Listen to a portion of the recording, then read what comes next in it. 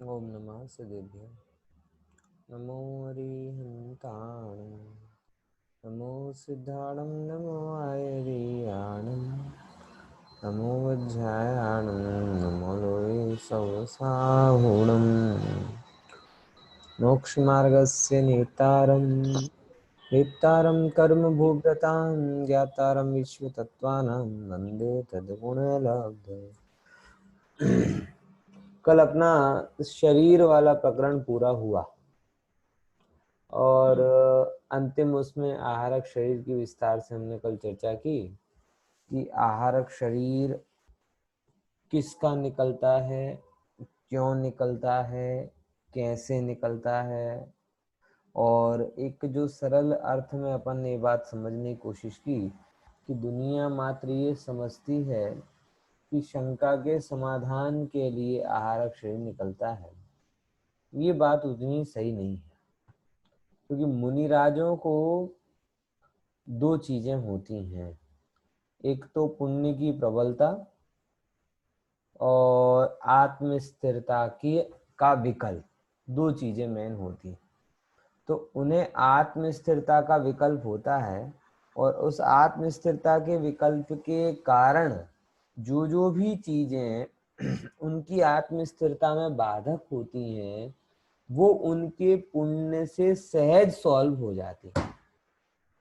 क्या बोला, ये लाइन ख्याल में आई? फिर से, मुनि राजों को किसकी बातें की जरूरी होती है? मुनि राजों को केवल दो चीजों होती, दो होती उनके पास में। एक तो कौन सी बात कही थी कि मुनि राजों को आत्मा में स्थिरता का अभिप्राय होता है। एक बात, वो चाहते क्या है? वो आज आप लोग तो आज घर में क्वारंटाइन होने की बात कर रहे हो, लेकिन सही क्वारंटाइन तो मैं मुनिराज होते हैं। अपन क्या करते, बाहर जाना ना पड़े और अपने घर में रहो तो हम उसे बोलते हैं क्वारंटाइन हो गए। लेकिन मुनिराज का तो बाहर तो वैसे ही नहीं जाते, वो तो ये कहते हैं कि पर में परिणति ना जाए, अंदर में ही रहे, निज घर में रहे।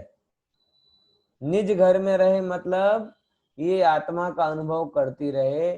तो सच्चे अर्थ में, वास्तविक अर्थ में क्वारंटाइन कौन होते हैं? मुनिराज होते हैं, जो तन से भी किसी को नहीं छूना चाहते और मन से भी किसी को नहीं छूना चाहते।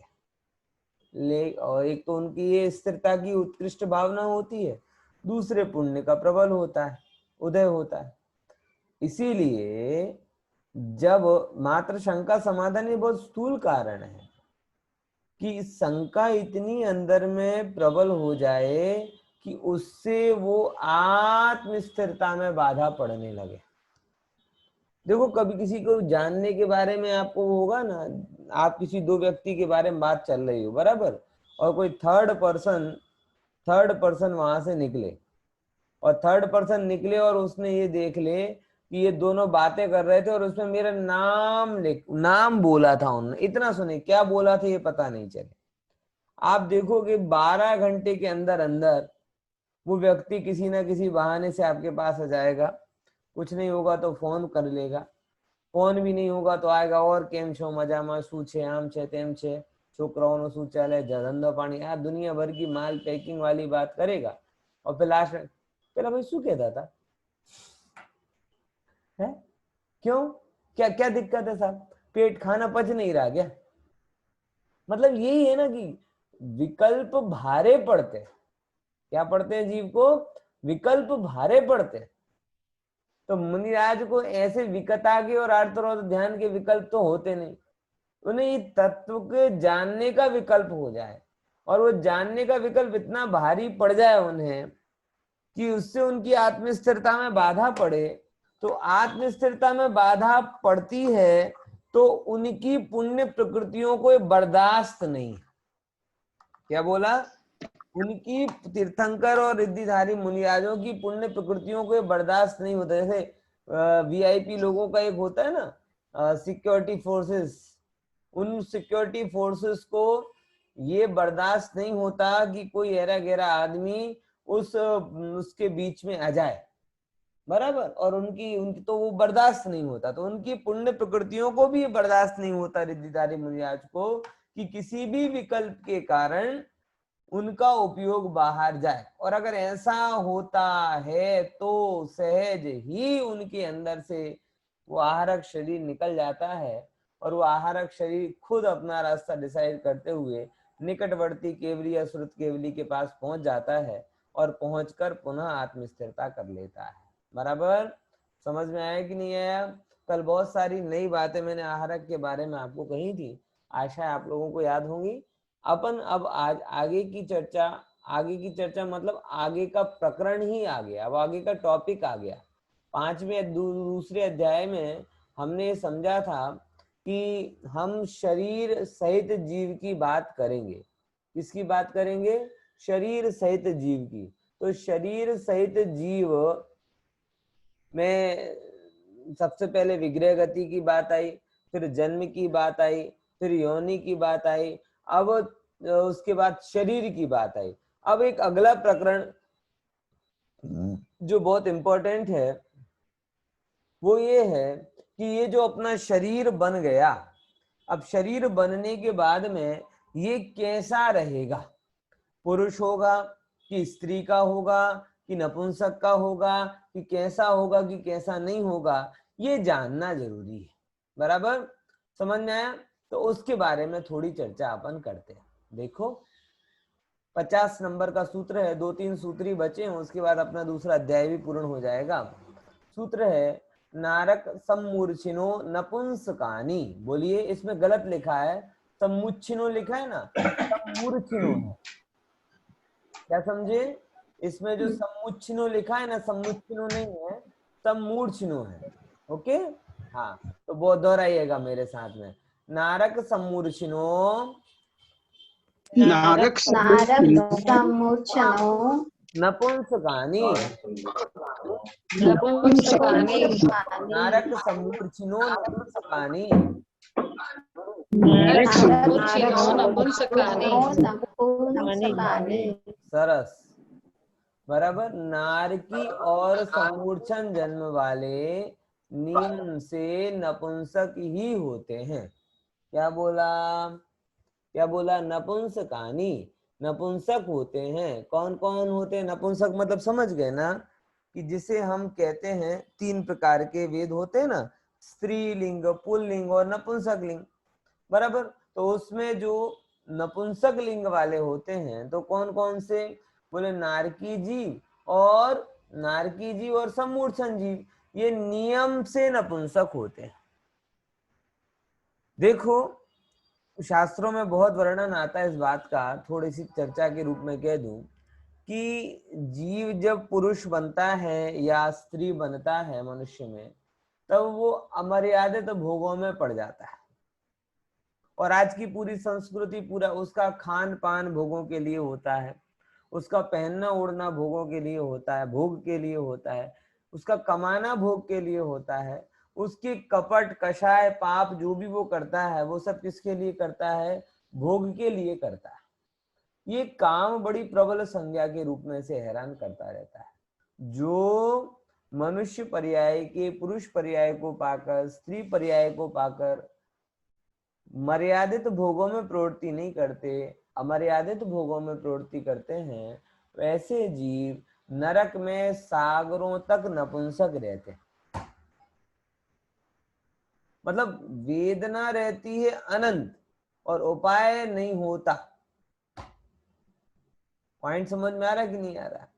दुख रहता है बहुत लेकिन उपाय कुछ भी नहीं होता।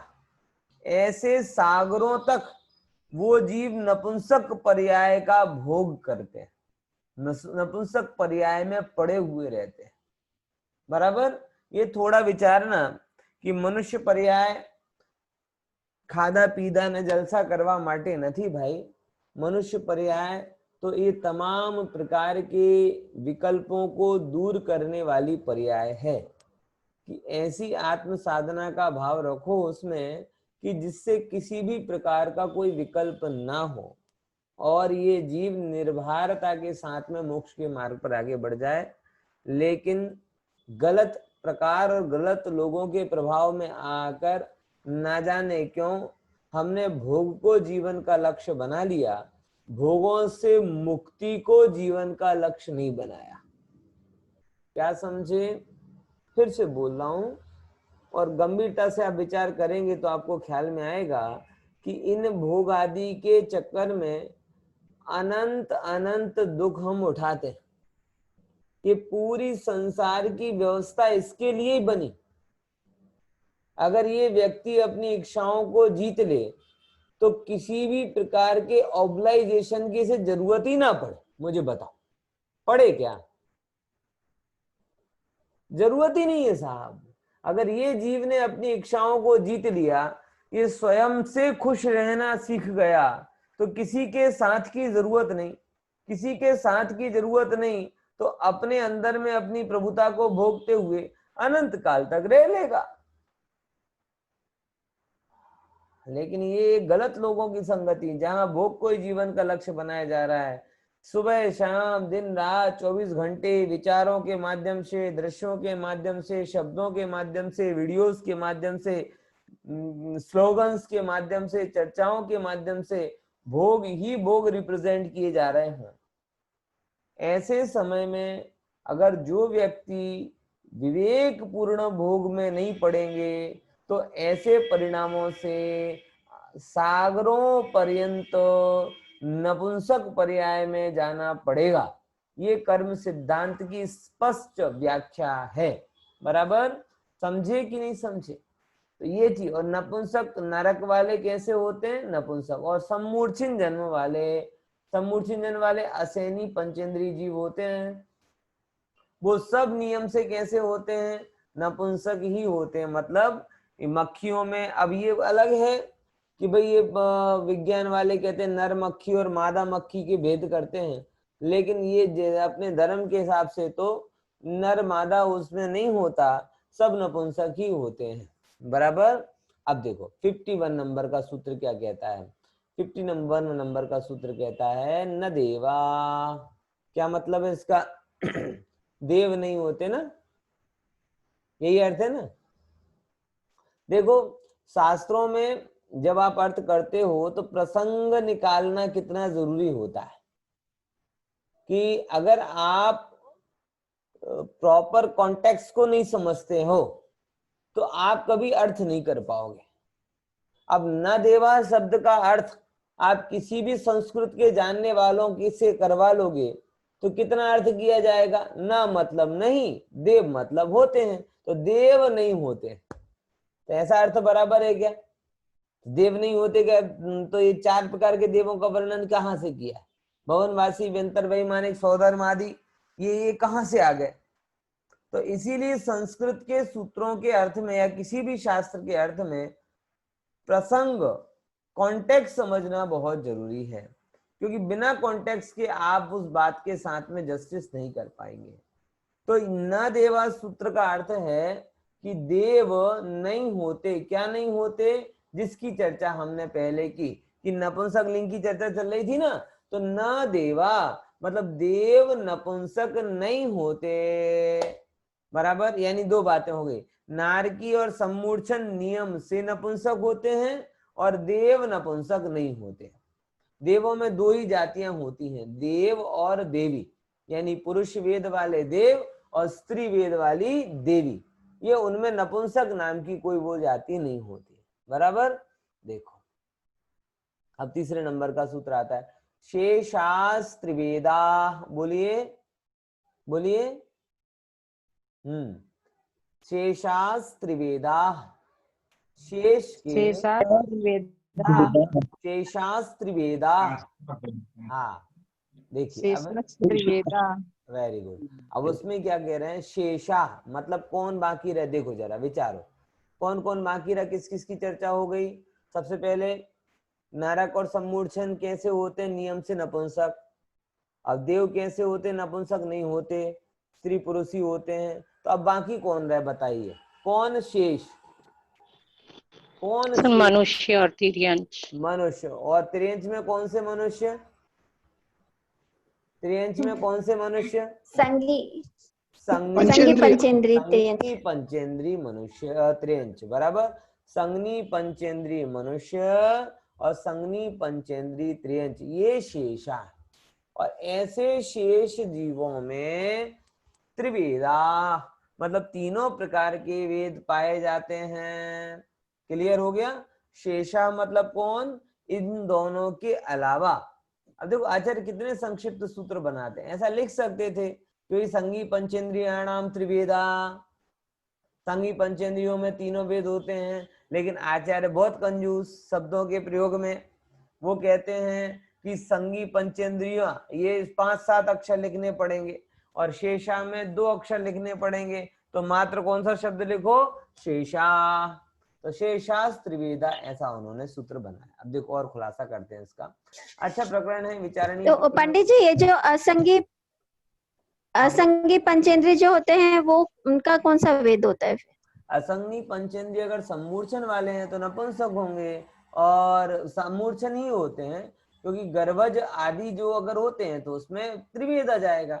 असैनी पंचेंद्रिय या सैनी पंचेंद्रिय कोई भी हो उसमें पहले नंबर तो असैनी पंचेंद्रिय तक जैन सिद्धांत के अनुसार नियम से नपुंसक वेदी ही होते हैं। सैनी में ये इसका गर्भज का भेद होता है, बराबर ना। तो जो सैनी गर्भज हैं उनके तीनों होंगे। गर्भज में मतलब होते हैं ना, बैल होते हैं, गाय होती हैं, सब गर्भज है, तो इनमें तीनों भेद होते हैं। बात समझ में आई ना। देखो कहाँ गया, हाँ अगला सूत्र अपन देखते हैं। प्रश्न समझ में आ गया ना समता बहन? हाँ चलो अब हाँ ओके चलो अब यहाँ पे खुलासा करते हैं। ये देखो समझना, वेद देखो शब्द है वेद, और वेद का मतलब यहाँ पर वेदन करने से है। किससे? वेदन करने से। आत्मा आनंद का भी वेदन करता है और विकारों का भी वेदन करता है। करता कि नहीं करता है? आत्मा आनंद का भी वेदन करता है और विकारों का भी वेदन करता है। मुझे आत्मा क्या कहते हैं, अपूर्व अवसर की नहीं, अमूल्य तत्व विचार की वो सुंदर लाइन आती है याद, जो सबको पढ़नी चाहिए। निर्दोष सुख निर्दोष आनंद लो जहां से भी मिले, है ना। हाँ गुजराती जुदी छे, हिंदी में ऐसे बोल, निर्दोष सुख निर्दोष आनंद लो जहां से प्राप्त हो। देखो भैया 1000 लाख बात की बात तो यही है कि आनंद हमारी आंतरिक इच्छा है। क्या बोला? आनंद हमारी आंतरिक इच्छा है। मैं तो ये कहता हूं कि आनंद मेरे हमारे सबके अस्तित्व की पुकार है। अस्तित्व की पुकार मतलब समझ गए ना, कि जब तक आपका अस्तित्व रहेगा, जहां पर भी आपका अस्तित्व रहेगा, जिस किसी भी हालत में आपका अस्तित्व रहेगा, हर समय में एक ही शब्द उसके अंतर मन में रहेगा, सुख चाहिए सुख चाहिए सुख चाहिए। प्रॉब्लम क्या है कि हम सुख के लिए या तो दुख को लेकर आ रहे हैं या डुप्लीकेट को लेकर आ रहे हैं, और अथवा ला भी रहे तो जो आगे दुख का कारण हो ऐसी चीज को लेके आ रहे हैं। तो वहां श्रीमद कहते हैं कि निर्दोष सुख और निर्दोष आनंद किसको प्राप्त करो भाई? जहां से भी आपको निर्दोष सुख मिले और निर्दोष आनंद मिले। निर्दोष की परिभाषा क्या? कि जो आनंद अनंत काल तक रहने वाला हो वो निर्दोष, और जिस आनंद के रिवार्ड में आपको कभी दुख ना उठाना पड़े वो आनंद। आप सोचो जरा, आपने होटल में खाया, बराबर, कोरोना काल में आप बाहर गए होटल में खाने, ऐसा हुआ अभी एक मेरे जानने में आया कि एक बहन है वो गरबा खेलने अपने मित्रों के साथ में गई, बराबर। एक तो गरबा खेलने अनुचित, ऊपर से कोरोना काल में गए, तो अब फिर क्या हुआ? सुख कितने टाइम का था? 1 घंटे का, और बाद में कोरोना लेकर आ गई तो दुख कितने टाइम का रहा है? अब जिसे आप सुख कह रहे हो वो सुख क्या है? दोष वाला कि निर्दोष? एक क्षण के लिए जो आपको सुख लगा उसने 14 दिन की सजा दे दी। अरे भाई साहब कोरोना तो फिर भी 14 दिन की सजा देता है, कर्म 14 दिन की नहीं, सागरों की सजा देते। एक क्षण के परिणाम सागरों का दुख आपको दे दे। पॉइंट समझ में आ रहा है कि नहीं आ रहा भैया? इसीलिए आप सब लोगों से कहता हूं कि ऐसे सुख के पीछे दौड़ो जिस सुख के बारे में आपको कोई साइड इफेक्ट ना। गजब है ना। अभी कोरोना की रसी चल रही है, वैक्सीन बना रहे हैं, तो वैक्सीन तो बन गई है, अब ये ट्रायल किसके लिए चल रहा है? ये ट्रायल साइड इफेक्ट ना हो इसको चेक करने के लिए चल रहा है। इतने trial, first level trial, second level trial, third level trial है। ये जितने भी ट्रायल हैं ये कोई उसकी वो दवा बदलने के लिए नहीं है, ये उसके इफेक्ट को कि कोई साइड इफेक्ट ना हो इसके लिए। गजब है कि जब ये आत्मा शरीर जो कि वो नहीं है उसका उपचार कराने में कोई साइड इफेक्ट ना हो तो सैकड़ों बार तपास करता है, लेकिन जिस सुख के पीछे भाग रहा है उस सुख का कोई साइड इफेक्ट है कि नहीं है इसका विचार ही नहीं करता। घर में मोबाइल ले आया, टीवी ले आया, आपको सुख लगा, लेकिन इसका साइड इफेक्ट ख्याल में नहीं आता कि आंखें कमजोर हो रही है, नींद उड़ रही है। वाहन टू व्हीलर भर लिए, साइड इफेक्ट नहीं ख्याल में आता कि शरीर में मेद बढ़ रहा है, मेदस्विता बढ़ रही है। मतलब ऐसे ये तो इस भाव के साइड इफेक्ट, बाकी कर्म बंधन का साइड इफेक्ट और अनंत संसार का साइड इफेक्ट उसकी तो बात ही नहीं कर रहे। इसीलिए कहा भैया निर्दोष। वेद का मतलब वेदन करना है। आप दुख का भी वेदन कर सकते हो, सदोष सुख का भी वेदन कर सकते हो और सुख का भी वेदन कर सकते हो। आपकी होशियारी वेद का वेदन करने में नहीं है, वेद के अभाव से उत्पन्न होने वाले आनंद का वेदन करने में है। ख्याल में आया? समझे कि नहीं समझे? आनंद का वेदन करो। लेकिन जिन्हें अपने आनंद की खबर नहीं है वो जीवों का पूरा उद्देश्य कहां पर सिमट जाता है? वो जीवों का पूरा जीवन मात्र वेद यानी वेदना या और वेदनाओं विकारों में भी मुख्यतया काम विकार, उसकी पूर्ति में पूरा जीवन निकल जाता है। और उस पागलपन की हद तक जो उनके अंदर में विकार होते हैं उसके माध्यम से उन्हें कभी संतोष नहीं मिल पाता। अशांत अशांत रेस्टलेस जीवन उनका रहता है। आप इस बात का गंभीरता से विचार करिएगा। तो 3 चित्र बने हैं, एक तो है स्त्री वेद, एक है पुरुष वेद और एक है नपुंसक वेद। बराबर? इसकी परिभाषा आगे आएगी, उसमें देख लेते हैं, आपको पता भी होगा। देखो वेद के मेजरली 2 भेद किए। देखो पहले उसकी एक व्याख्या देख लो। स्त्री वेद, जिस वेद के उदय में पुरुषों के साथ एवं समागम की इच्छा होती है वो स्त्री वेद कहलाता है। जिस वेद के उदय में स्त्रियों के साथ एवं समागम की इच्छा होती है वो पुरुष वेद कहलाता है। और जिसके उदय में दोनों के साथ एवं समागम की इच्छा होती है वो नपुंसक वेद कहलाता है। ये यहाँ पर वेदों की परिभाषा। वेद को भी 2 रूप में कहे गए हैं। देखो कौन कौन से?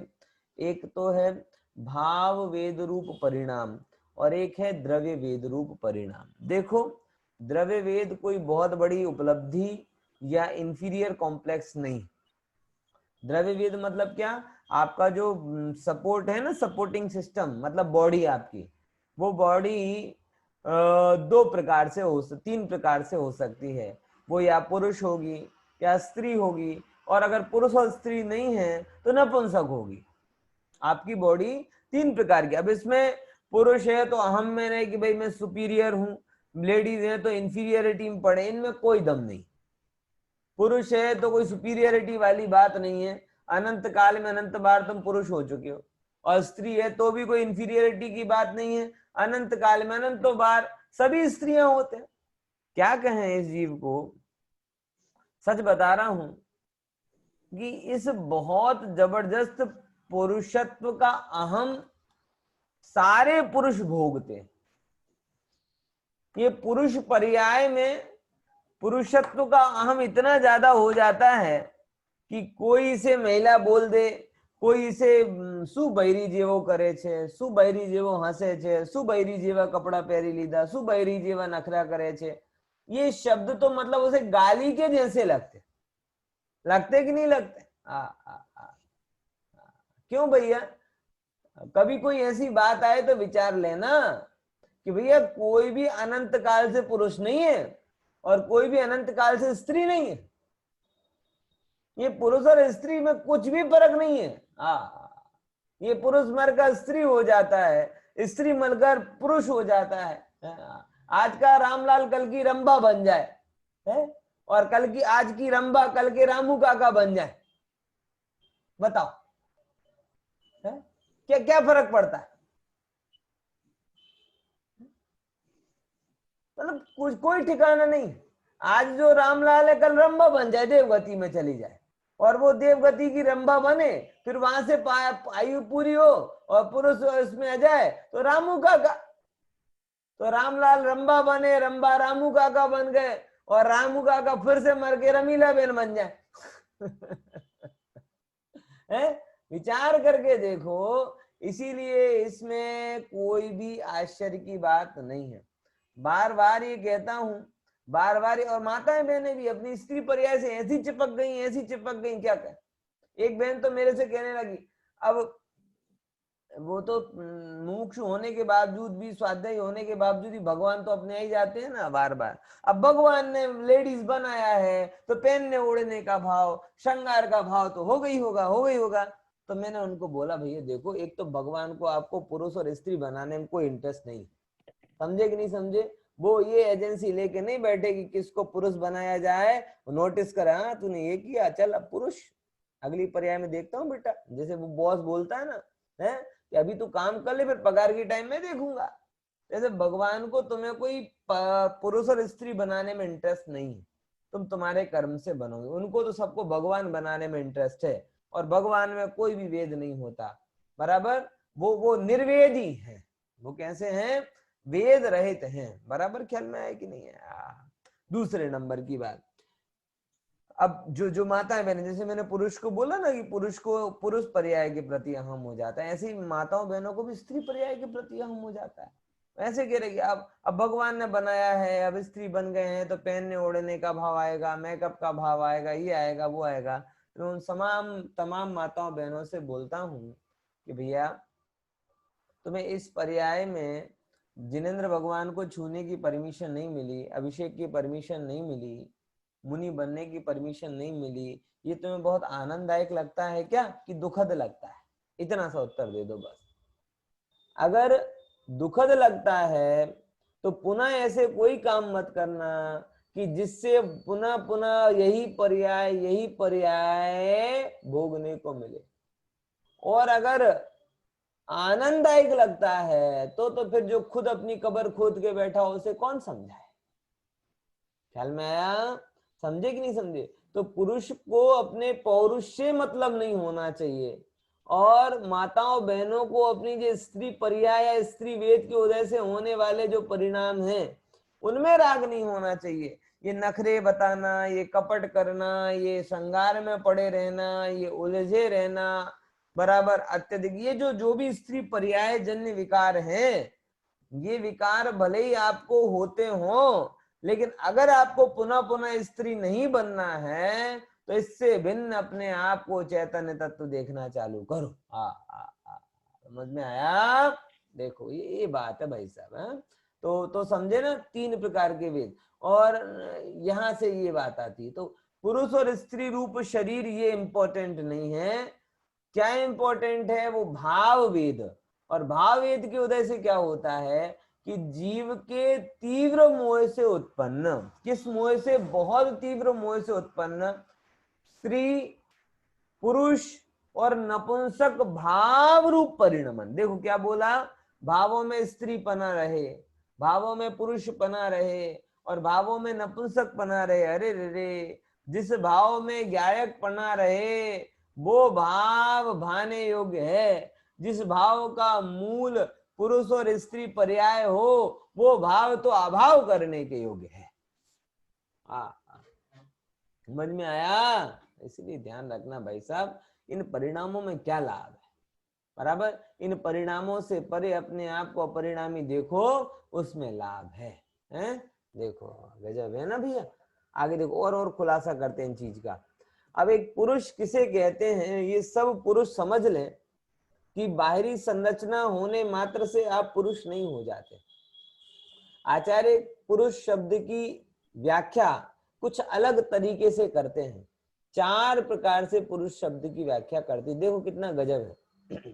पुरु गुण शेते कि एक अर्थ आती है, पुरु भोग सेते, पुरु गुण करोति, पुरु उत्तमे शेते। ये संस्कृत की व्युत्पत्तियां हैं, इटिमोलॉजिकल डेरिवेशन, व्युत्पत्ति परक अर्थ, पदार्थ का मूल। तो पुरुष किसे कहते हैं, तो उत्कृष्ट समय। अब मतलब जनरल किसी व्यक्ति से पूछो पुरुष किसे कहते हैं, तो अपनी व्याख्या कहता है कि जिसकी दाढ़ी मूछ होती है, जिसके ऐसे होता है वैसे होता है, वो पुरुष कहलाता है। बोले अरे भैया इन दाढ़ी मूछ में काहे का पौरुष है, दाढ़ी मूछ से कोई पौरुष थोड़ी होता है।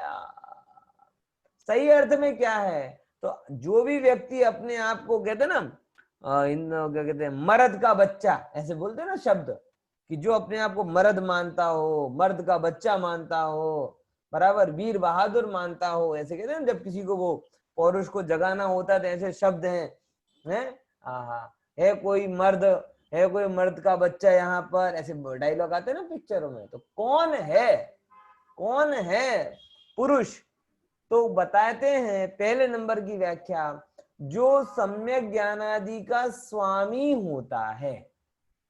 अगर तुम्हारे हमारे अंदर में सम्यक ज्ञान, सम्यक दर्शन, सम्यक चारित्र है, तो तुम सच्चे अर्थ में, भाव अर्थ में पुरुष हो, बराबर। और अगर ये गुण कोई स्त्री के शरीर वाले के अंदर में हो, तो भी वो पुरुष है।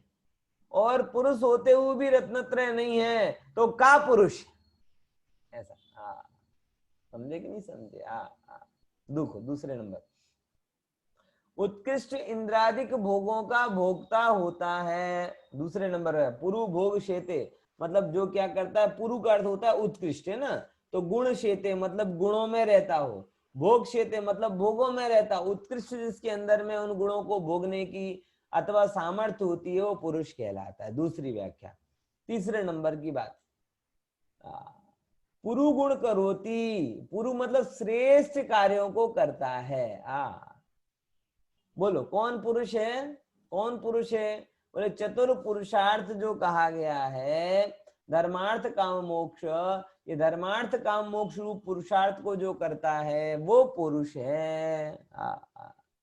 आज विचार करके देखो, हमारा अगर 4 आप होते ना, क्या कहते हैं, एग्जाम होता ना, एग्जाम में 3 घंटे का एग्जाम हो और 4 क्वेश्चन हो, तो न्याय क्या कहलाता है? न्याय ये कहलाता है कि आप हर एक क्वेश्चन में 224 कितने 180 है ना, तो हर एक क्वेश्चन में आप 40 45 मिनट दें। तो 40-45 मिनट अगर आप हर एक क्वेश्चन में देंगे, तो आप अपने 3 घंटे में चारों के 4 क्वेश्चन के साथ न्याय कर पाएंगे। ऐसे ही है ना? तो न्याय देना चाहिए ना। अब आप विचार करके देखो, भगवान, चलो एक तो 4 भगवान ने तो देखो 4 पुरुषार्थ की बात है ना, ये एक्चुअली भगवान की नहीं है, ये तो भारतीय संस्कृति की बात है। भगवान से वितरागी भगवान से पूछा जाए तो वो तो एक ही कहते हैं कि एक मोक्षी पुरुषार्थ है, बाकी धर्म अर्थ काय के अर्थ और काम काय के पुरुषार्थ। लेकिन चलो जैन मुमुक्षु बनना, भगवान महावीर का अनुयायी बनना थोड़ा कठिन है, तो भारतीय तो हो ना, तो भारतीय में भी 4 पुरुषार्थ कहे, और 4 पुरुषार्थ कहे तो 4 पुरुषार्थ में से अगर आपको 24 घंटे मिले तो ईमानदारी से 6-6 घंटे का विभाजन होना चाहिए ना। लेकिन ईमानदारी से आप बताओ कितना अनबैलेंस है? धर्म के लिए कितना समय देते हो, अर्थ के लिए कितना देते हो, भोगों के लिए कितना देते हो, और मोक्ष के लिए क्या देते हो? पूरा जीवन अस्त व्यस्त पड़ा हुआ।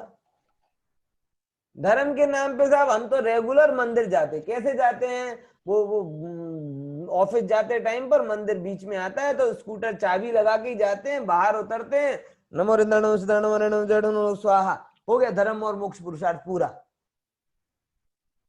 24 घंटे में 4 मिनट भी सुकून के नहीं देते हो। बोलो, तो एक क्वेश्चन में अगर आप 45 मिनट दे रहे हो, तो एक्चुअल तो ये कि चारों में तो चलो एक में 1 घंटा दे दो तो दूसरे में आधा घंटा तो दो, लेकिन एक में 1 घंटा दे दो और दूसरे में 2 मिनट दो, तो वो क्वेश्चन तो पूरा छूट ही जाएगा ना। और एक क्वेश्चन आप भले कितना अच्छा लिख लो, लेकिन दूसरा क्वेश्चन आपका बिल्कुल छूट जाएगा, तो आप तो फेल होने वाले ही हो। बराबर। इसीलिए आपसे कहता हूं कि संतुलित जीवन जियो। बराबर। मेरा एक बार ऐसी बड़ी हंसी वाली बात हुई थी, आपको भी जानकर अच्छा लगेगा, कि मेरे चाची का जो है ना, क्या कहते हैं, लड़का, मतलब मेरा छोटा भाई, भतीजे, चाचा का भाई, वो बार बार वो ऐसे ऐसे करता है, ये बोले भैया भाई ये स्टाइल चल रही है आजकल, जो युवा है उनको पता होगी ऐसा करना। मैंने कहा बेटा इसका मतलब पता है तुम्हें क्या होता है? मैंने कहा कि देखो 4 पुरुषार्थ होते हैं, बराबर, और 4 पुरुषार्थ में एक है धर्म, अर्थ, काम, मोक्ष। तो तुम ऐसे करते हो तो मतलब ये होता है कि तुम तुम्हारे जीवन में एक धर्म पुरुषार्थ की मुख्यता कर रहे हो और दूसरे मोक्ष पुरुषार्थ की। एक यो हनी सिंह वाला यो नहीं समझ में आया? कि जो भी ऐसा करते हैं उन्हें समझ लेना चाहिए कि ये जीवन, ये एक सिंबल है। क्या? एक धर्म मुख्य है और एक मोक्ष मुख्य है। बोले बीच में जरूरत पड़े तो वो ठीक है, उसको मुख्यतया गौण करके रखना है। बराबर। तो सब लोग आजकल के युवा वो यो करते रहते हैं, यो। तो मेरे मन में ये विचार है कि यो 4 में से 2 को दबा दो और 2 को रखो तो काम का होगा, तो मोक्ष के लायक काम होगा, वरना तो भव बढ़ाने वाला काम हो जाएगा। बराबर समझ में आया? देखो। तो इस चीज को थोड़ा विचारना। तो तीसरे नंबर पे किसे पुरुष कहा? कि चारों प्रकार के पुरुषार्थ का सेवन करता है। अब सबसे गजब बात है, पुरुष किसे कहा? कि जो उत्तम परमेष्टि के पद में स्थित होगा। अरे रे, ये चीज तो मतलब हृदय में बैठ जाने। हे पुरुष, तू सच्चा पुरुष तब सिद्ध होगा जब मुनिवेद धारण करेगा। सच्चा वीर तब सिद्ध होगा जब तू मुनिवेद धारण करेगा। अरे अपनी इच्छाओं को और इंद्रियों को जीतकर परमात्मा के बताए हुए मार्ग को स्वीकार करने से ही पौरुष प्रकट होता है, वरना उसके अलावा तो सब कापुरुष ही रहते। गजब ख्याल में आया कि नहीं आया भाई साहब?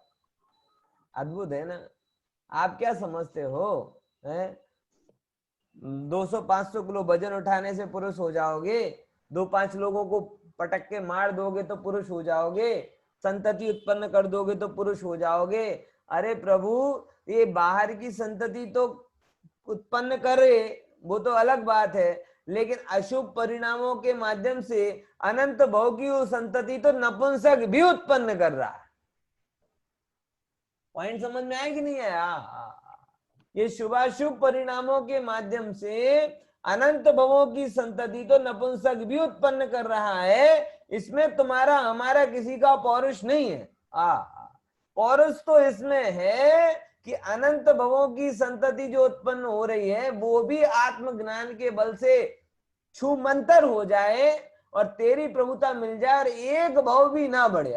बदवा पणु संसार नु नर दे पुरुष पने का, मतलब संसार बढ़ाना ये नरदेह की पराजय है और संसार घटाना वो नरदेह की सार्थकता है। बराबर। तो सच्चे अर्थ में हम पुरुष तब बनेंगे कि जब पंच परमेष्टि में सबसे कम यानी मुनि पद पर हम व्यासीन हो जाएंगे। उसके अलावा तो जितने भी जीव हैं